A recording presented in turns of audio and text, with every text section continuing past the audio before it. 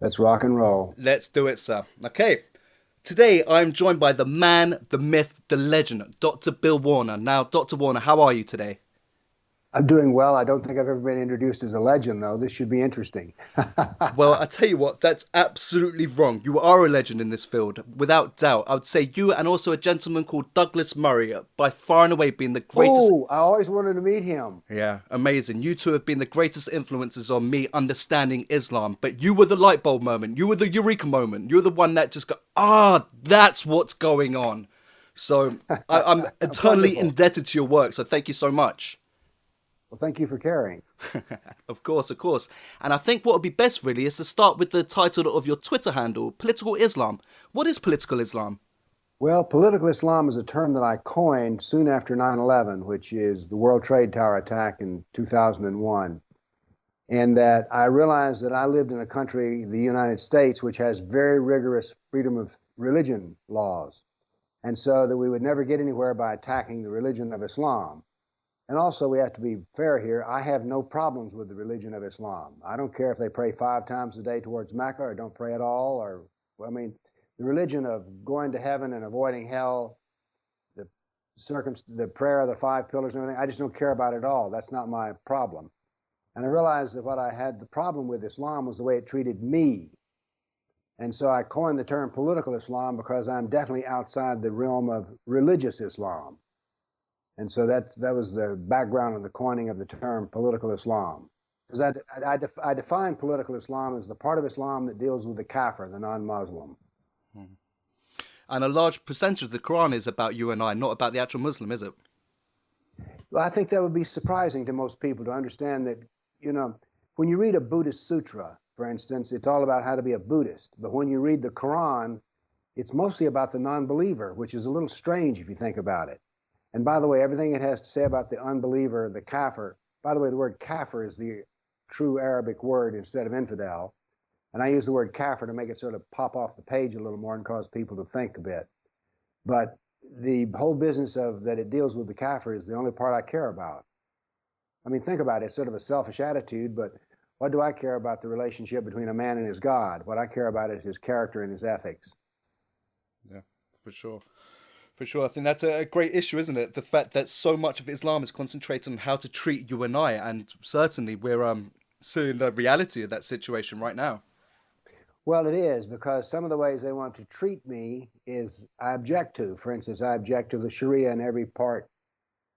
So, and also just on by the way, the kafir, the unbeliever, the infidel, is described in the Quran, and it's terrible. We can be tortured to death, and we're also lower than animals, and we're filthy. So I sort of object to that. That's the part of Islam I object to. Well, that's a totally rational objection, let's say.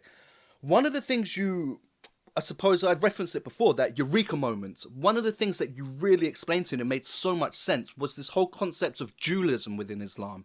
The fact that they could Ah, say, one thing which is negative, one thing that's positive, but it's all Islam. Can you just elaborate on that concept a little bit, please? well, first off, this was a problem to solve, and it was like because Islam, everyone I presume has met some nice Muslim who seems to be as nice as anybody else you'll ever meet. And then we've also seen, if you're on the web at all, Islamic State killing people in orange suits, and you go, well, wait a minute, which one is the real one? But as I read the Quran more and began to sort it out, and literally sort it out, I went through the Quran, which was on my hard drive, and started sorting it into what I would call the good, bad, and the indifferent. And it became and what I call bad is when I'm called upon to be tortured, killed, or otherwise described as lower than an animal. And I realized there were two sort of piles of paper on the desk once you sorted the Quran into those, and that they contradicted each other. You have your religion and I have mine. Let there be no compulsion in religion, all these other nice verses. And then you discover, well, they also say some things later which are not good. Now, there is a technical term for this in the Quran called abrogation, and that says the latter verse, the one that is nearer to you in time, verse. Well, it was that describes the Quran, but what I discovered also was that when you read the Sirah, the life of Muhammad, it too divides into two parts, good and bad. And the same with the Hadith, his traditions. There are some traditions which are like fine, and others which are very ruinous to my health. That is, it calls for me to be killed. And so most people try to resolve this issue. My background is in physics, and in particular quantum physics. And in quantum physics, we study what we call dualism, in the sense that an electron can be either matter or it can be energy. And you get what you look for. If you're looking for an energetic electron, you get that. If you're looking for a physical electron, you get that. Well, which is it real? Is it energy or is it matter? The answer is yes. You get what you look for. And so it's the same with Islam. Is the real Islam the good Islam, or is the real Islam the jihad Islam? And the answer is yes. So instead of trying to resolve it, as a physicist, I embraced it all and just said, look, it's all Islam. It's just different varieties of Islam. So I don't try to say one is good or better than the other. It's just they're both Islam. Now here's the power of it. Islam can speak to you with the voice of love. In other words, we're all brothers. Or it can speak to you in the voice of jihad, which is, let me assure you, not love. And they're both equally valid. So therefore, you have this Jekyll and Hyde relationship. Does that work in England, the Dr. Jekyll and Mr. Hyde? 100%. We know what you're talking about. Okay. Sometimes, one of the greatest of Englishmen was Sir Winston Churchill, and he said the United States and England were a culture divided by a common language. So sometimes I'm not sure if...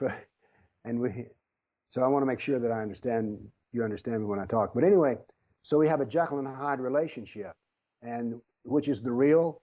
Yes, they're both equally real, and you can use them when you want to. It's like you have a sink with hot water and cold water. Is the cold water more real than the hot water? We don't ask that question. We just say, what do we need? Do we need cold water or hot water? So it's the same with Islam. It has a vicious side. It has a loving side. Which one's the real one? They both are. You use the one you need when you need it. Very practical, really. Indeed. Well, I think you might have answered my question I'm about to ask you now with the last bit of that statement. As a practicing Muslim, how do I know what part to adhere to? Like, has it got something to do with strength in numbers? Like, would I practice a certain part of Islam if my Muslim population was a little bit more dominant in a certain country? But if it was less prevalent, would I be slightly more reluctant to practice a different form? Well, Muslims, of course, are people, and usually what I talk about is ideology, which is Islam, that is, ideas. But Muslims being people, they have the same social impulses that we do. That is, when I was younger, if I got into mischief, it wasn't when I was hanging out at the Sunday school class, it was when I was with mischievous kids. We're all influenced by our surroundings, and so are Muslims. Can you explain the different variants of jihad, please? Say again, please.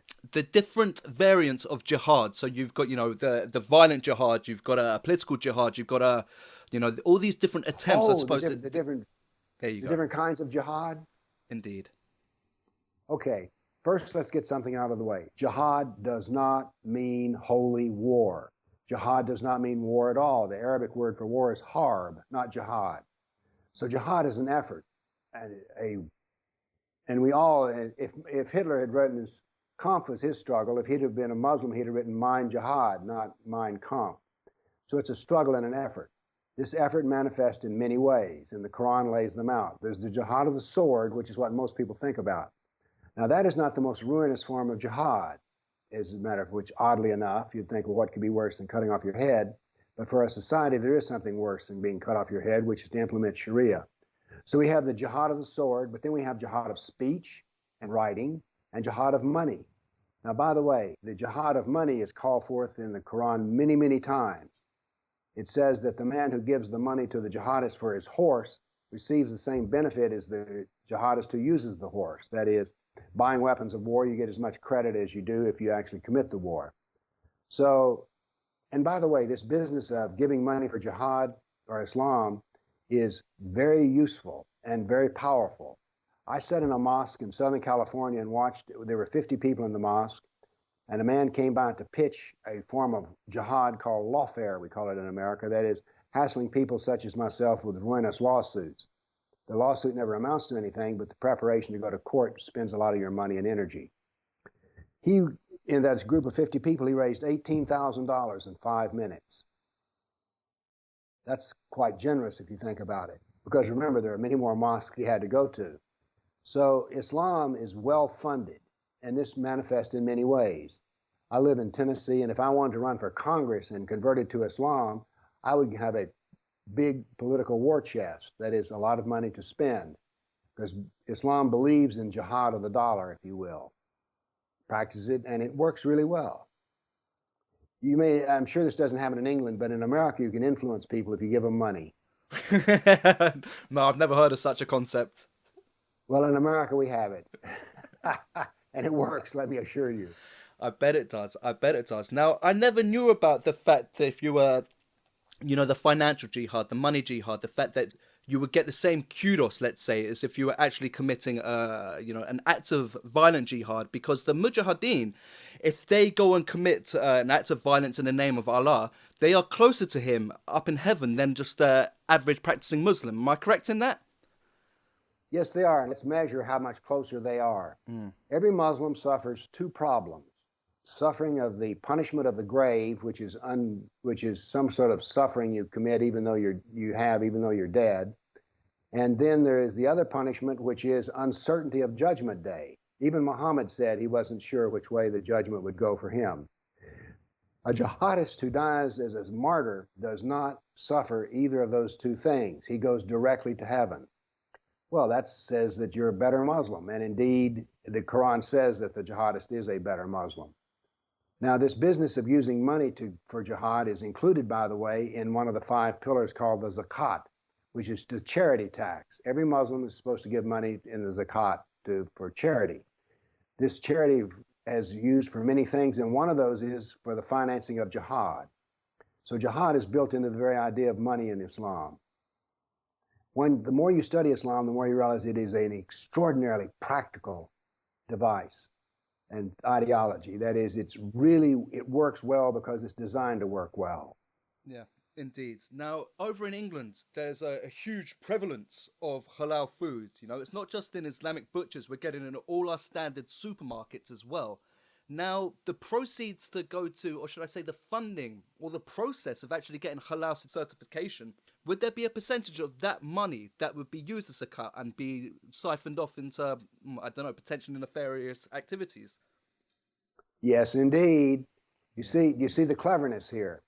They're making you buy halal food, and then the portion of that goes to help collapse the society you're living in. Very clever, very ingenious. Islam, let me describe Muhammad here. Muhammad was the most brilliant warrior who ever lived in the entire history of humanity. No one in England killed anybody today for Napoleon, Alexander the Great, or Caesar. But somewhere in the world today, somebody died because of Muhammad. Muhammad created a perpetual machine of war. And this machine of war, which I call civilizational war, has an attribute of everything in the Sharia can be used for power. And you've just described one of them, halal food. But we also have the hijab, or the burqa, can also be used as a weapon of ideological war. In America, we have Muslims who come and they say they want to be a sales clerk, and they show up without they're a woman, and they show up without the hijab. Once they get the job, they then one morning come in and say, well, I've decided to wear my hijab because I'm a little more spiritual person. And so now then the store, which before was just selling goods, now advertises Islam. And who would have thought that a headscarf could be used as a weapon of war? Here's another weapon of war that's used by Islam. In America, we're beginning to see the event that on special occasions, Muslims take to the street, commandeer the street, and pray in the streets. Now, some people say, oh, well, that's the right, it's a religious freedom issue. Prayer is religious. Commandeering the street is a criminal act. Do you follow the difference? Pray all you want to, but that doesn't mean you can stop traffic. So here we have taken prayer and made it an element of war. Very ingenious, superbly ingenious. Indeed, indeed. Now, is there another form of jihad with immigration? Is it called the hijra? Am I pronouncing that right? Yes, you've got that right. Let's summarize Muhammad's life very briefly. Mm-hmm.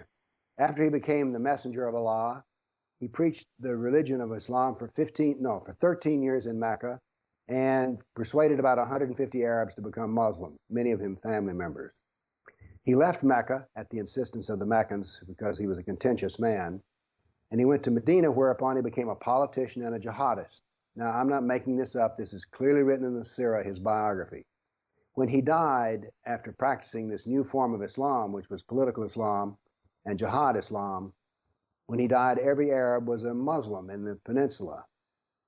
So let's review this. He preached the religion of peace for 13 years, was barely successful at all.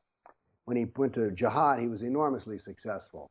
So therefore, we see the two faces of Islam. You can have the nicest face, or the religious face, or you can have the political face and the jihad face. So this is the basis of the Islam and what we see in its two different manifestations. Indeed. Because over in Europe, we've been subjected to, mass Islamic immigration, and there's been a huge shift in political thinking as well going over here. I'm sure you're well aware of Geert Wilders, the very successful Dutch politician. He ran a great campaign, came second. You also had the same with a lady called Marine Le Pen as well over in France. Over in England, we had the whole Brexit thing. And then the main political party that led to that was a party called UKIP, the United Kingdom Independence Party. Now, we had a woman running for the leadership of that called Anne-Marie Waters. Now, Anne-Marie is by far and away the most vocal politician being critical of Islam. Now, the day before the leadership election, she was installed as the bookies' favourite. She was evens to get in, And the next day, miraculously, someone else has got the job. So that was very, very strange. But do you over in America see what's going on in Europe politically and take kind of like heed from what's going on, and that would impact your political system? We do indeed. Matter of fact, we take some hope in what we're seeing in Europe. By the way, let me finish my answer to the first part, which had to do with the jihad version of the hijrah. Sorry. That is, notice that Muhammad, well, I've finished, so there's no way for you to be sorry there. What happened was Muhammad's success came after the migration. In the story, remember, he had very little success until he migrated to Medina. Now, this is overwhelmingly important because the hijrah precedes the implementation of Sharia in the mindset of Islam. So here we have, once again, the genius of a civilizational war in which migration itself is an element of war, because the purpose of Islam is to put the Sharia in place, not to convert Kafirs into Muslims, although that's nice that they can do it, but just so that the hijrah establishes well, in your case, the halal food, for instance, the whole business of the Sharia. But so hijrah is what brings Islam success, that is, the migration. Now, in America, my families were immigrants, but they were persecuted and poor. And so that's what most people think of when they think of migration, is poor people who are being persecuted. But in Islam, the element of migration itself is an act of civilizational war. So, but now then back to what we see in Europe. We are very heartened to see that people like Le Pen, and for instance, we just had in Germany, over 100 members of the AfD, which is the German Freedom Party, are now sitting in the legislature. In the Czech Republic, Babis, who has stated he does not want any migration. And then we have in Austria, we have out of the top three finishers, two of them are devoted to being anti-migration. So we see a great deal to take hope in Europe. It's like Europe is finally waking up from a deep sleep.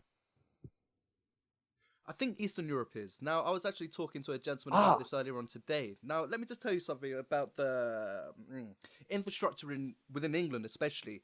For the last maybe 10 years, maybe a little bit longer, we've had a lot of Polish people, a lot of Romanian, a lot of Hungarian people come over to England to work, as our wages here are far better than what they can get in their home countries.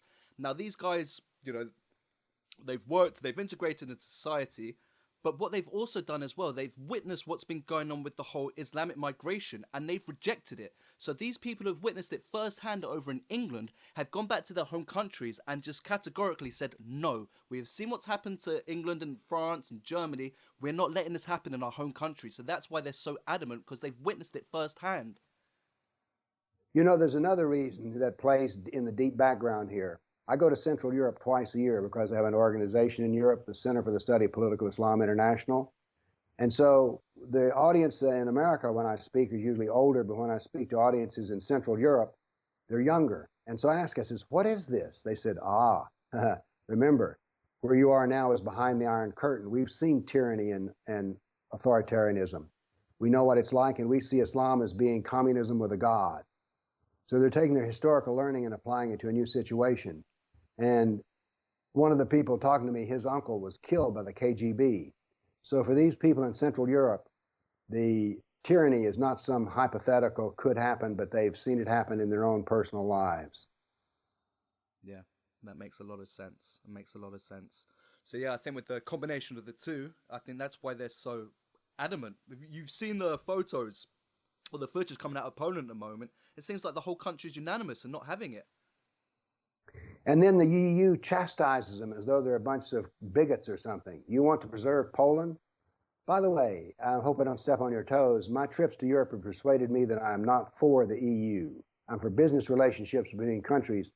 But when you try to tell another country what they can grow in their crops, who will be their citizens and what their laws will be, that just goes a little too far for me. I find that bureaucrats never serve the people, they usually serve themselves. Yeah, I think you're totally right. And I think that's why the British public have voted to leave the EU. And hopefully we get our way, and that there's not going to be a second referendum where everything's going to be, fiddled, and then we're stuck in the EU, because there's definitely a whole vibe going on within England at the moment of people are just having enough. Tell me more about that. There's like a contradiction between what we're witnessing in person and what our media and political leaders are telling us. And it just doesn't make sense. It doesn't make sense. And I think that's what's leading to people like myself and alternative people to actually investigate and start raising their voice, because there's just a lot of confusion going on. We have the same problem in America. The media, the standard media, is very pro-Islam, very pro-migration. One of the things I see in the media is it doesn't reflect the actual reality on the ground. When I read the mainstream media in Europe, Merkel is very happy with the way things are and just, says that all the Germans need to do is sort of suck it up and stop being bigots and haters and everything will be fine. Let me give you an example of a couple of emails that I got. This is from an American, and he loves to go to the Oktoberfest. And he said, I don't even drink beer, but he said, it's a wonderful festival.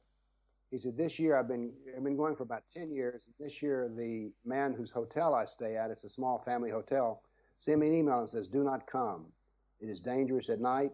My wife has already been assaulted. Now, somehow or another, the fact that a man who runs a business would tell somebody else, do not come to my hotel and stay because I'm afraid you'll be injured. So how does that fit together with Merkel saying everything is just fine and hunky-dory? It doesn't really fit at all. And by the way, I believe the man before I believe Merkel. Yeah, damn right. It doesn't work. It doesn't work. The sexual assaults that have been happening through Europe have skyrocketed, and there's only one obvious answer. But as I say, our political leaders are refusing to identify the problem. And it's just confusing the public massively. Well, I think this is what's happening. This is one of the things that happened with Trump in America, is that the people just looked at the media and finally says, the media is crap. And so the media is losing its ability to influence people. And the reason is people who read what's in the media and they just go, I don't believe that. I don't think it's happening that way. I talked with another group of people these were in Vienna, and they were beginning to be afraid to go to certain parts of town at night. And I noticed that the French have brought armed troops into the country instead of just policemen, which means, without them thinking about it, is France is now literally at war. When you bring your soldiers into your home territory, you're at war. And I see that Sweden has decided they're going to use their military to go into no-go zones. So here we have the Swedes who are on one hand saying, oh, multiculturalism is wonderful, we want all the Muslims we can get, and the other is they can't even send in the police. I can give you an actual story of this. A man from England paid money to have a legislator come to Europe so he could see a no-go zone. So here they are, they're in Brussels, and he's with an EU representative, and they start walking into a Muslim part of town. The man who was the representative is a former policeman, and he said, all of a sudden I realized, we're creating a wave as we're walking down the street. People are leaning out windows, whipping out their cell phones. And then finally we were accosted by a group of young men and who said, leave and leave now or you will be harmed. And the man said, I am a representative of the European Union. I'm an EU officer of some sort. And they said, you're no longer in Europe. Leave now. Now, that's an ominous statement. You are no longer in Europe. What does that mean? They view the territory where they were in Brussels as their territory. And if you want to come in here, you better bring in armed force, not just cops with sidearms, but real troops. The day will come when we will see Beirut in Europe. Yeah. That's one thing that really irritates me, and that's a very kind word to use about Islam. It's whenever, there was a guy I interacted with today on Twitter about it, and he was talking about, in a matter of time, your country will be Islamic. The Houses of Parliament will be run by a Muslim as well. and hopefully there's a cathedral called St. Paul's Cathedral, a massive landmark within the UK, that will be turned into a mosque. And it's the fact that they want to come into a country and just change the whole infrastructure and everything about it. It's not about moving in and living with the general population. It's about changing it to be Islamic. And that is something that I think anyone who is aware of this concept needs to refute and reject wholeheartedly. Well, what you're repeating is the same thing I said earlier. The perfect model of a Muslim is Muhammad. And after Muhammad migrated into Medina, the Sharia followed. And he's just describing what is obvious on the face of it. There's enough Islam now. Oh, by the way, I understand that London is about half Muslim now. Look, you go to certain places in London and it's crazy. You look around and you see the demographics of the people and you think, where am I? And I'm not just saying that to be fear-mongering or to stoke the flames. I'm being 100% sincere. Now, I'm near North London. There's a very famous place called Camden Market. And I was there maybe a couple of months ago. And I played a little game myself, as, spot the local person, spot the local man. And you couldn't.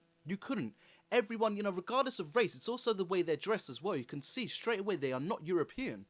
And you got that there. And also the massive stadium in England, I'm sure you've heard of as well, Wembley. In and around Wembley, you don't see any white person. It's all just migrants. It's just so common within London. It's mad. It's mad. And it's changed beyond repair. But look at the benefits you get. London now has a higher crime rate than New York City. Yeah.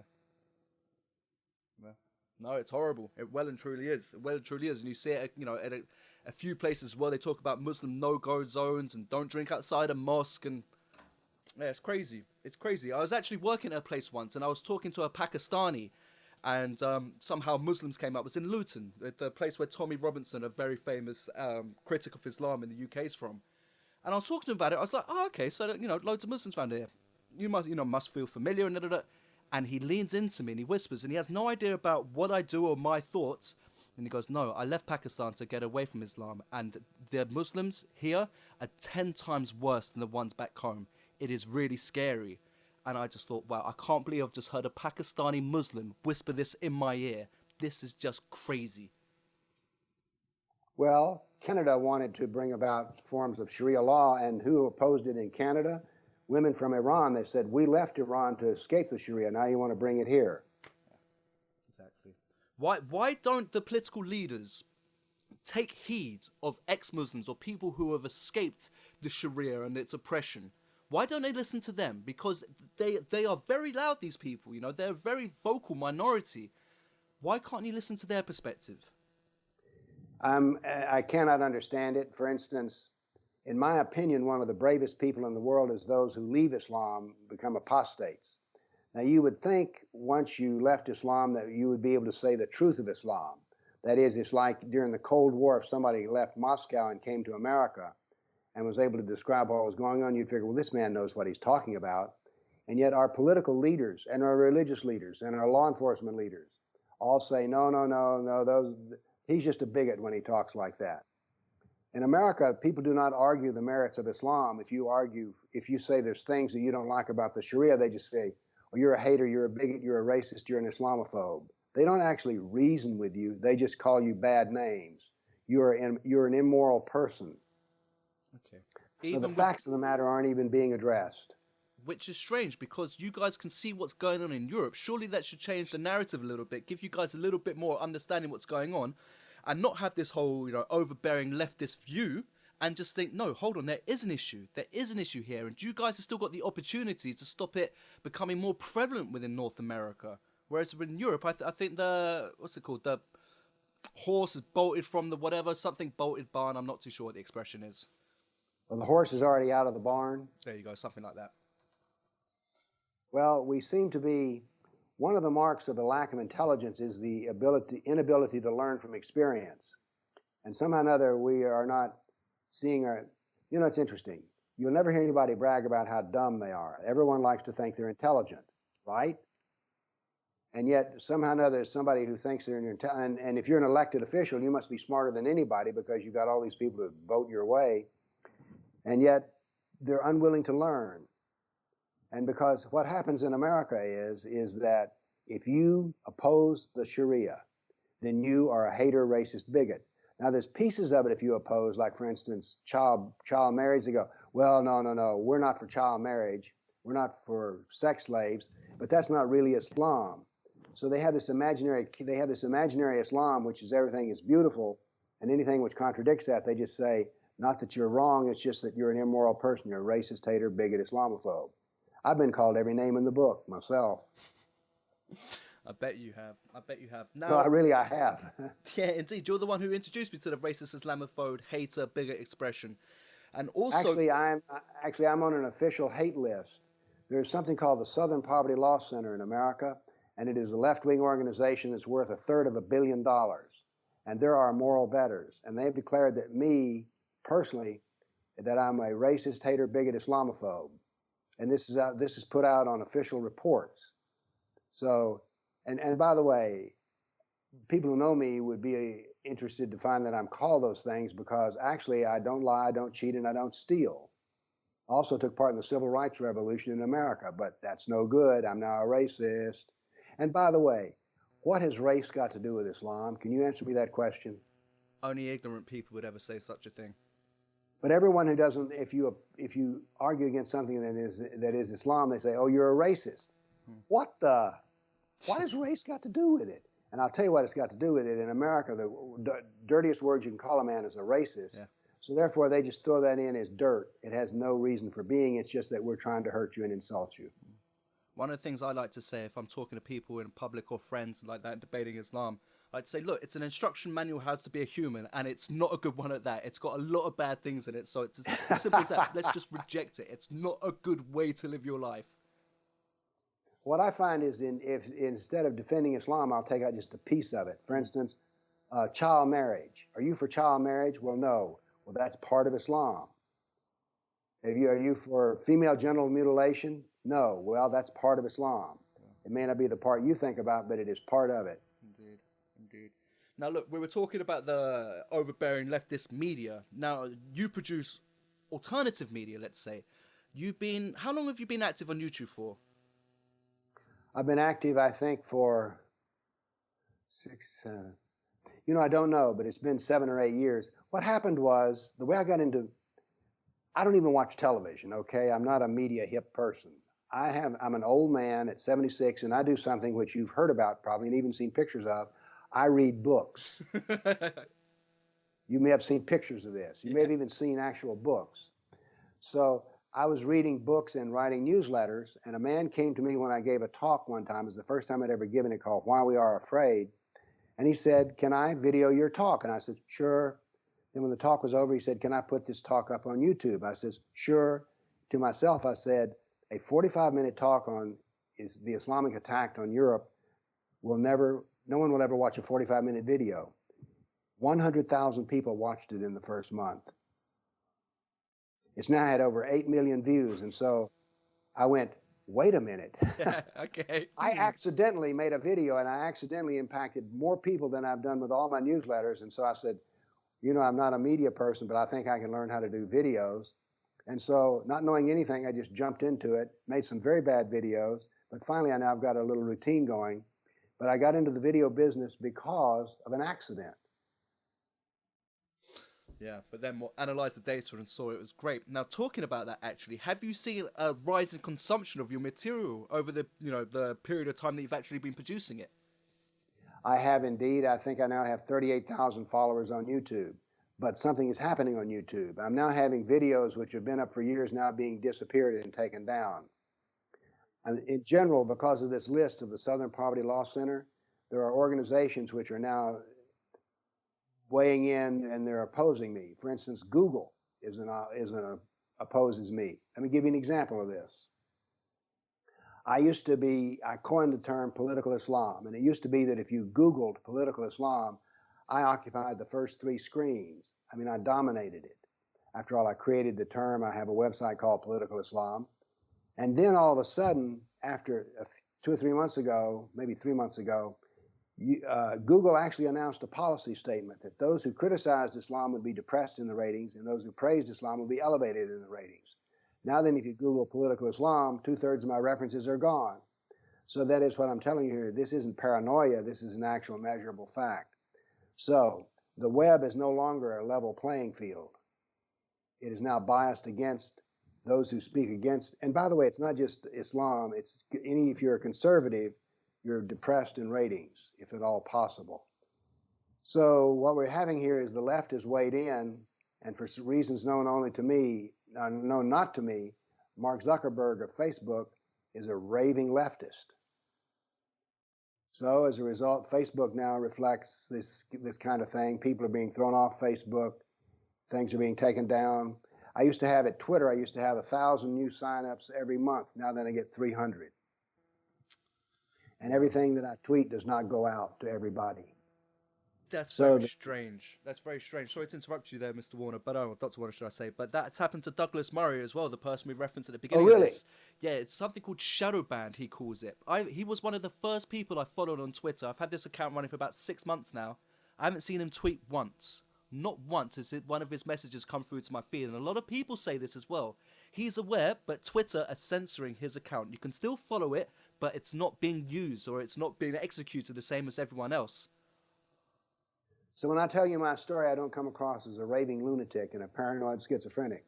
Certainly not. No. We're a part of that world, really, and it's very scary. It's very scary. Who would have thought, like that the phone company would tell you, "I'm sorry, we're not going to make that call for you because we don't like the politics of the person you're talking to." Mm-hmm. No, we can't have electricity because we don't like what you're doing with your computer, so we're turning you off. Yeah. I mean, will that come next?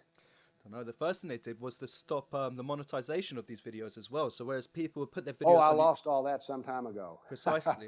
that was the beginning of this, wasn't it? So first of all, we'll take away their revenue streams, and then we'll take away their videos, and who knows? At the end, maybe we'll take away their channels too.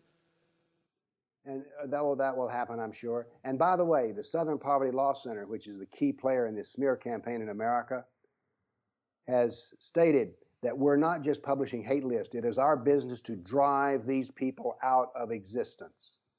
So it's not just, for years, I've been on this Southern Poverty Law Center list, but nothing was done with it. And now then all of a sudden, for instance, MasterCard has called me up and said, no, they didn't. They sent me a letter from a copyright attorney saying to take their logo down off of my website. Well, they don't know who I am, but they know that I'm on a list. And the official hate list is I'm a bad person. So therefore, they're beginning to put the squeeze on me that way. They don't want the MasterCard logo on there, but surely that's cutting off their nose to spite their face. Why would they care about your views if they're actually getting a little cut of transaction and making a profit?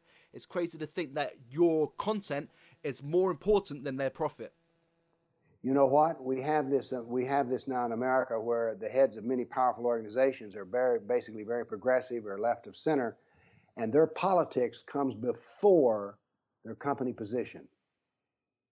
So these people are playing political games, and they view themselves as very virtuous, moral people. I mean, Mark Zuckerberg censors his Facebook page, in particular in Germany. He was caught on an open mic Merkel saying to him, would he start to censor anti-migration work? And he says, yes, I will. And now then, when you talk to Germans, they're very suspicious of what they find on Facebook because they know it's not the whole truth. But no, businessmen, there is such a political bias now in business, which says actually that business is pretty good, because if business were not really good, they wouldn't throw me away. But all of a sudden now and by the way, in America, we've always been rabid free speechers. Well, that's now being taken away because what they say is, oh, that's not free speech, that's hate speech. And how do we know it's hate speech? Because some official minority is offended. So hate is not anything that I do, it's just that someone doesn't like what I say. And by the way, this is implementation of Sharia law. In Sharia, slander does not mean the statement is false, it just means it's something a Muslim doesn't like. I don't know how it is in British law, but I bet it's the same. A slander is a lie told to somebody about you. Not that you say that and it's true, but I don't like it. So now then we're implementing Sharia slander laws, which is, it may be true, but it's offensive to the official minority. And by the way, I'm not on the official minority list. I want to talk to you about a list that you're on, because you've referenced it a few times that the left have been, beating you up a little bit and giving you some stick. How about, Islamic groups? Have you had any threats for your life, or, multiple ones, any ones that you could... No, I have not. Really? No, I have not. My most vicious enemies are the left, not Muslims. Wow. Now let's examine carefully what I do.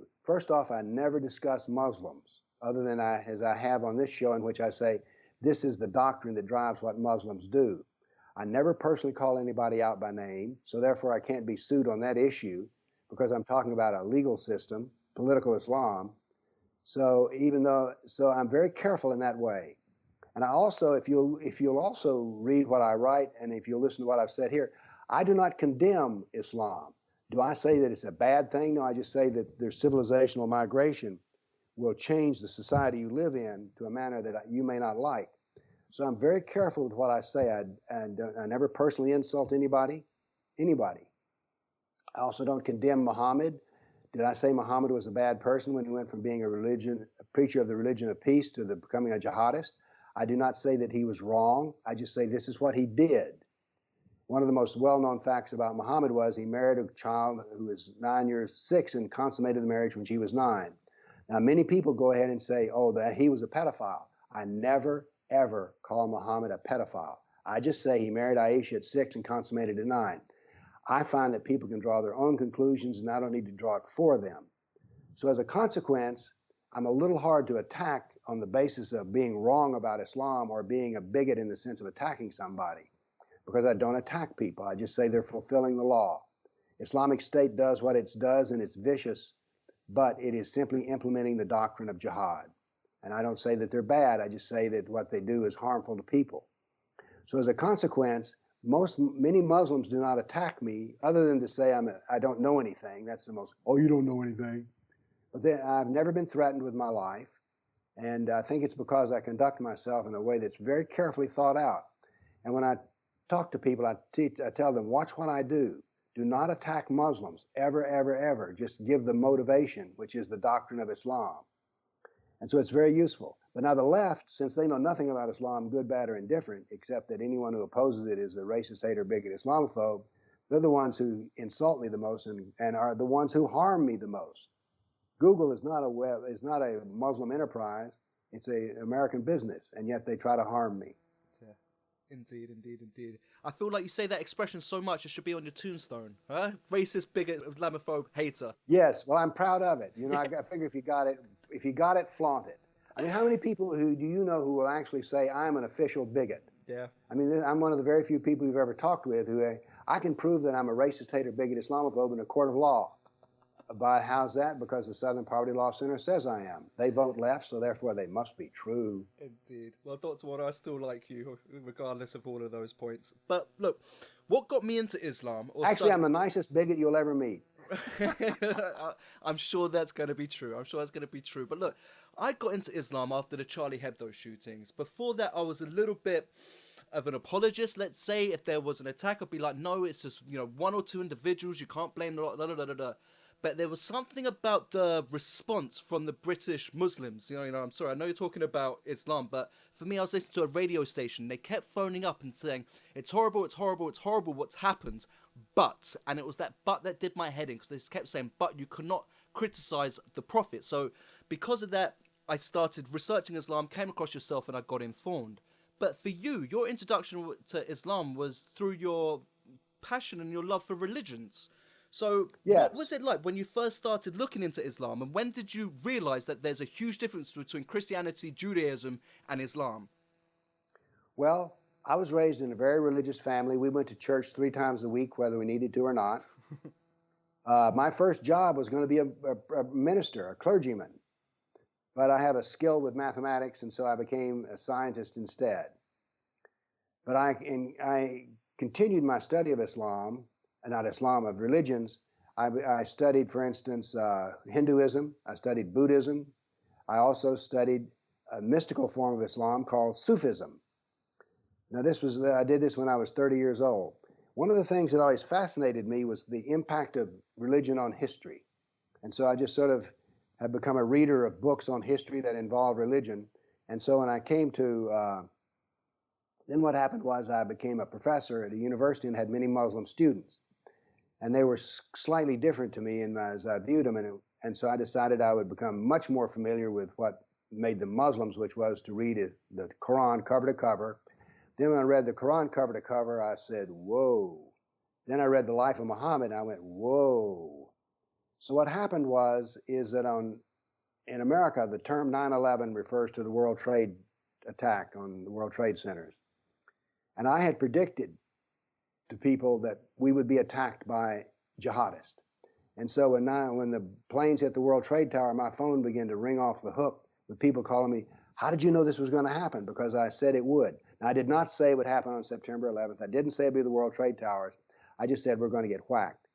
Well, the reason I did this was, having read Muhammad's life, when Osama bin Laden, remember him? When he condemned America and called America to Islam, I went, whoa, wait a minute. Muhammad always called his enemies to Islam before he attacked them. As a matter of fact, he had standing orders for his generals to do that. So when Osama bin Laden called us to Islam, I said, well, it is Sunnah, it is the practice of Muhammad that we will be attacked. And so we were. So what happened was I realized I grew up in a country which didn't know a Hindu from a Buddhist, from a Sikh, from a Hindu, from a Muslim. And so since I had spent my life studying religious doctrine, I decided to study the doctrine of Islam, and that's what caused me to go not to other authors, but to Muhammad and Allah. I try to base everything that I say on Muhammad and Allah, not what some smart guy says who wrote a book. And by the way, one of the things that when I was studying Islam that leapt off the page of me were two things. How the Quran was basically a derivative work, that is, almost all the Quran came from somewhere else. And the other was how anti-me it was. So it's always been a puzzle to me how people who are not Muslims can stand up for Islam so much because they really don't know what's in the book. But Charlie Hebdo was your turning point. Without doubt. Without doubt. I couldn't believe that someone could pick up a pencil, have a piece of paper in front of them, draw something, and then people could justify their murder. I thought it was just crazy. And the fact that there was such heavy arms as well on the streets of Europe. Like, we don't have guns in Europe. We don't. And you got people walking around with AK-47s. And there was a horrible photo as well of a policeman head down on the floor. And the guy just walks over him and just nonchalantly just puts a bullet in the back of his head. And it wound me up something chronic. And as I said, just listening to people phone and be like, it's disgusting, it's disgusting, it's disgusting. But you cannot criticize our prophet. Like, I was shouting in my car. I was saying, pardon me, I was swearing, saying, do you know what? We can. How dare you? And it was that moment when I thought, enough is enough. I need to know what's going on. Enough of just saying it's one or two people, because if it was one or two people, they'd be condemned by their community. And the fact that they're not, and they're somehow justifying it, it did my head in. So yeah, Charlie Hebdo was a turning point for me. And also, may I say as well, a lot of the people who I've spoken to, I think that was a massive turning point for a lot of people. Well, there'll be more turning points. By the way, it's been very interesting in a life, since 9/11, I've talked to many people about Islam, and you've described what turns you as Charlie Hebdo. Yeah. Well, it's interesting what turns people. One person said when he found out Muhammad didn't like dogs, he said, no man who doesn't like dogs can be a good person. And the other was my accountant. When he found that Muhammad got 20% of the war booty, he said, wait a minute, 20% of the war booty? He said, that's not a religious man. So for him, it was the cut, or the 20%. So it's just interesting what will sometimes cause people to go, wait a minute, that's enough. Exactly. And I feel that pretty much everyone's going to hit that point, but at different moments. It's going to take different triggers. But I do think everyone at some point will reach just that enough limit. Well, since Islam is a complete civilization, it means that anything from food to clothing to sex there's something there that will cause somebody to realize, wait a minute, that's wrong. Indeed. Now, talking about sex there, are you aware of all the child grooming scandals that we have going on throughout the UK? What infuriates me about them is not that they happened, but that the police knew about it and other authorities knew about it, or at least that's what the report we got in the news, and did nothing because they did not want to be bigots, racists, haters, Islamophobes. That is, here we have an official business cowardice. And I mean, it just boggles the mind. Let me say something here. This is a personal judgment, but not against Islam, but against any government that cannot protect its innocence has lost its reason for existence. If you cannot protect the weak, then something is very wrong with your government. And who is weaker than a child? Now that's just infuriating, and it's wrong. I mean, notice what's happened here. I've not said that Muhammad was wrong. I'm saying that the Brits were wrong. The problem is not Islam. The problem is those who apologize for Islam. And they include, unfortunately, people in power and elected officials. Now, hypothetical situation. Let's say by the way, let me ask you a question. Go for it. I've expressed to you my outrage. What is the result? What is the response of the average guy riding the bus or the tube? It's changing, to be honest with you. I think it is changing. I think all of my friends and family agree with what I'm saying and my views. I don't have one person who's saying, oh, you whatever. I'm not speaking to you anymore. I've never experienced that, to be honest with you. One of my friends works for the BBC. I've had a little bit of a debate with her back and forwards, but the arguments they throw out are just so weak that you can rebuttal pretty much all of them. And her last resort was, but how do you feel about having those views as a white male? And when she said that to me, I just thought, there's no point even conversing with you if you're just going to think, oh, there's no validity to behind my statements that I'm that kind of self-entitled white male. Do you know what?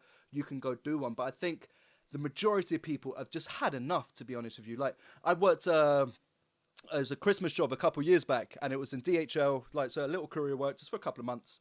And I walked in there, and the majority of people there are Eastern European. I'd say 50% are Eastern European, something like that. The rest are English. And I had some old boy, probably about, I don't know, maybe around 60s, late 50s, 60s, come up to me. He just shook my hand. He goes, mate, pleasure to have an English person here. And he was only joking, but you see it so often now, especially with the jobs, I've worked, which have been, around the blue collar man. Yeah, a lot of people are just saying, enough's enough, really. Enough's enough. But that's not being repeated in the mainstream narrative. I'd say on the ground, people are like not having it. But then we just hear it from our political and media overlords, and there's no issue. Everything's hunky-dory. The BBC, by the way, is especially egregious about its apologists for Islam. Uh-huh. They certainly are. That's without doubt. That is without doubt. And it needs to change. It well and truly does. But I don't know. Can you see it change? What about, we talked about it before, over in America? Or it's the same thing from the mainstream. There's no mainstream outlet that has views like yourself, is there? The mainstream is, we have one newspaper which could be accused of some neutrality, which is the Wall Street Journal. But other things such as the New York Times, the Washington Post, they're unabashedly apologetic for Islam. There is no evil that they cannot explain away. And their last resort is always the thing, you're a white male, therefore we know you're a racist hater, bigot, Islamophobe. Why? Because we can tell that from your skin color. I'm always amused by people who think that I think this way because of my skin color. They don't say that I've got a brain. Someone other than America, your skin color, your skin is what does the thinking for you. Think about it. Yeah. No, it's crazy. By the way, she would never tell you that, oh, if you were black, well, you just think that way because you're a black male. That's the other mark of their bias, is that they may accuse you of racism, but they would never accuse anyone else of any racism. For sure. It's crazy because as a white guy, they can get away with it. It's even like they refuse to identify the issue as well, because we're talking about the grooming gangs before, but it's never Muslim grooming gangs. It's not even well, they've recently changed it to Pakistani, whereas for however long, it's Asian grooming gangs. Now, over in England, we know exactly what they're referring to, but an American must read that and be like, oh, what, all these Japanese people are going out committing rapes? It's crazy. Actually, we've learned the same thing. But now, by the way, this business of not calling them by the right name is a historical thing that's been going on for 1,400 years. When the Muslims came out of Arabia attacking the Middle East, they called them Saracens. They called them Arabs. When Islam invaded Europe and the Balkans, they called them Turks. When Islam invaded Spain, they called them Moors. We have always never wanted to identify who it really is, and it's Muslims. That's the problem. It's Muslims who invaded. They may have had the race of Moor or Saracen, but they were what made them do what they do was the doctrine they practiced, which is Islam. But so this denial of who our enemy is very old. Now I'm going to bring in a well-known quote here from Sun Tzu in The Art of War. The man who does not know his enemy will never win a war. And in America, we officially will refuse to study the enemy. Our West Point, which is a military school, Annapolis, which is a naval military school, they do not teach political Islam. They teach the same lame lefty view of what Islam is, which is it's another one of the world's great religions. Do you think that will change in the next 50 years? Yes. Look, we have all the facts on our side. Now, people do not respond well to facts. We respond very much to feelings but we do over time. Fact thinking is a slow thinking. Emotional thinking is very quick. That is, a person can become angry in a split second. But to reason out a new mathematical theorem takes time. The facts are on our side and we will prevail. I don't have any faith in the upper class. I don't have any faith in the elites, but I have a great deal of faith in the common man. Look, I was raised my mother worked in a shoe factory, okay? I am a blue collar, do y'all use that expression in England, blue collar Yes. working man? I come from a blue collar family of factory workers and farmers. So I am very comfortable with the lower class. I came from the lower class. I didn't have running water and indoor plumbing till I went off to college, okay? And I have a great deal of faith and trust in the common man. I do not trust the elites. I do not trust the wealthy, and I do not trust the powerful. I couldn't agree more. I couldn't agree more. But I'd say in America, because of the whole immigration thing that's going on, I don't think that issue's going to be too prevalent. But over in Europe, just the sheer figures, I just don't see how it's going to play out over the next 30, 40 years. There's going to be some kind of furore that must happen. It's just such a volatile mix going on at the moment. When's it going to, when's it going to react?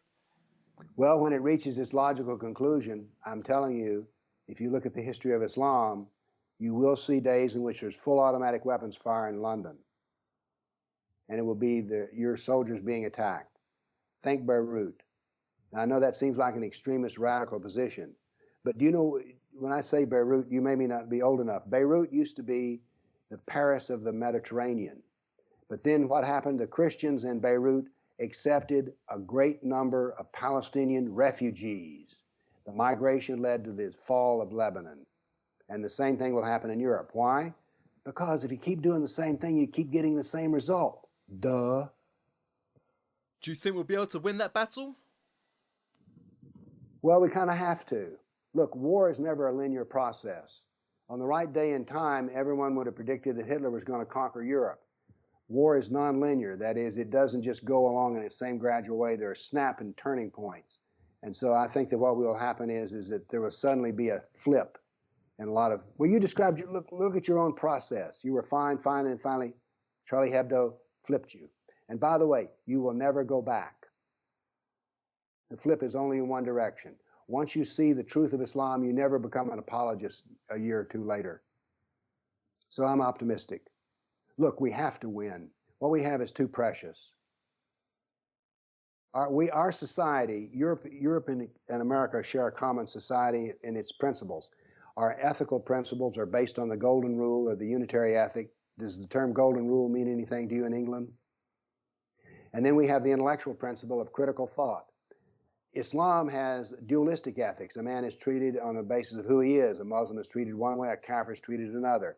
And there is no critical thought, there's only authoritative thought. No thought is allowed to contradict what's in the Quran, the Sirah, and the Hadith, the sacred text of Islam. So we have to save our civilization. We don't have a choice. And I think when people finally realize we don't have a choice is when this big change will come. So I'm an optimist. Yes, me too. Well, to be honest with you, I'm a clueless. How about that? I'd like to say I am optimistic, but I think it's going to be such. I'm going to give you some advice. Yes. If you're losing a war, you're fighting the wrong war. You need to change what your attitudes and the way you fight it is. There are ways to win. We can do it. So let's end on a note of optimism. Let's do it. Let's hear that. So can you give some advice then, please? Let's not, an ideological, would you say? Is it an information war, as Alex Jones likes to say, the info war? Well, it is an information war, and my website, Political Islam, is designed for information war. My purpose is an educator. What I want to do is to teach people what the true doctrine of Islam is, what the doctrine of jihad is, what the doctrine of the Kafir is, so that people can understand that no one is making this stuff up. This is all being done according to very well set principles that are 1,400 years old. Once you educate yourself with the facts of the matter, who Muhammad is and what is in the Quran, you'll become very powerful. The people, all of my friends, who, by the way, were normally liberals and progressives, have now given up on defending Islam. Why? Because they've engaged enough conversation with me to realize, all right, you win. And I think that anyone can become a winner if they'll just have the facts of the matter. We're living at a point in history in which something very unique has happened. Before this, 20 years ago, the only people who knew anything about Islam were experts. They were college professors. And then no one knew an expert on Islam who was not a college professor or such a person. And the books that were written were very difficult to read. But now then, myself and other people have written books which are very easy to understand. So we have something on our side which has never existed before, which is the common man can now understand the doctrine of Islam. And once he understands the doctrine of Islam, he will oppose Islam. So it's an ideological war. The bullets and bombs, they're not important. The real war is the war of ideas. And it's a war of ideas to save our civilization. And we can do it if we choose to do it. Hear, hear. Thank you so much for your time today, Dr. Warner. I really appreciate it. Oh, thank you. All right, top stuff, top stuff. I'll be in touch, and I'll let you know when this is up. I'll send you all the links and yada, yada, yada. We'll take it from there. Thank you so much, by the way. Keep doing what you're doing, man. I certainly will. I certainly will. And once again, thank you for being the inspiration for what I do. Without you, I would not know as much as I do. So I can, as I said, eternally indebted. Thank you. Let's do something. There's going to be another big event in Europe. Whenever there's a big event you want to talk about, we'll do another interview on it. Top man, Dr. Warner. I really appreciate that. I'll be in touch when needed. Thank you so much for what you're doing, man.